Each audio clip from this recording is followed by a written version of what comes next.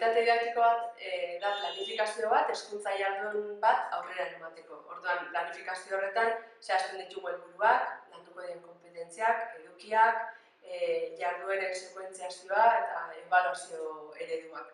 Orduan, pixka da iparra, gure irakasle gisa, gure jardunak gidatzen dagoen iparra, nola esateko.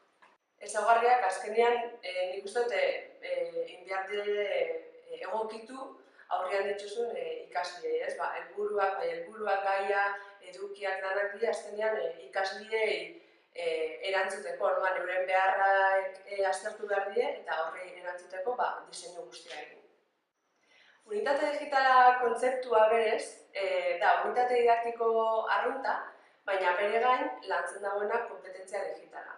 Kompetentzia digitala azken finean da, ez da gailuak erabiltzea bakarrik, da digitalki gai izatea, informazioa bilatzeko, iragazteko, baloratzeko, gordetzeko, komunikatzeko, edukiak sortzeko, segurtasuna eta pixkat arazoak ebazteko.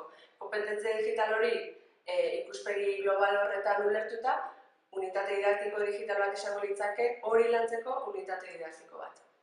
Bueno, saiatzen gari, baina gisa da, ulertzen dugula tresna soil gisa, eta igual ematen dituzten aukera guztiak ez ditugula aprobetxatzen. Igual komunikatzeko aukerak ez ditugu guztiz aprobetxatzen, ez ditugulako ezagutzen. Orduan, nik uste dut ematen dutzagula erabilpen oso xume bat,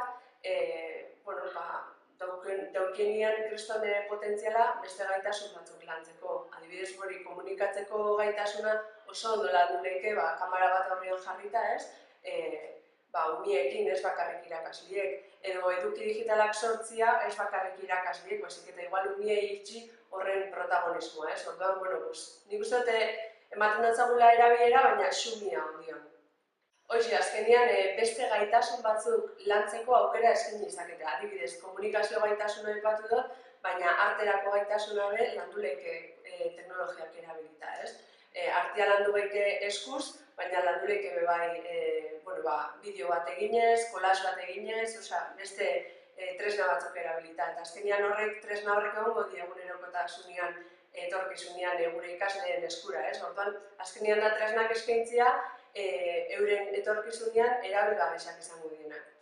Ikastan honekin, Izarrobe nire lankide hau da nirekin, lortu nahi duguna da alde batetik.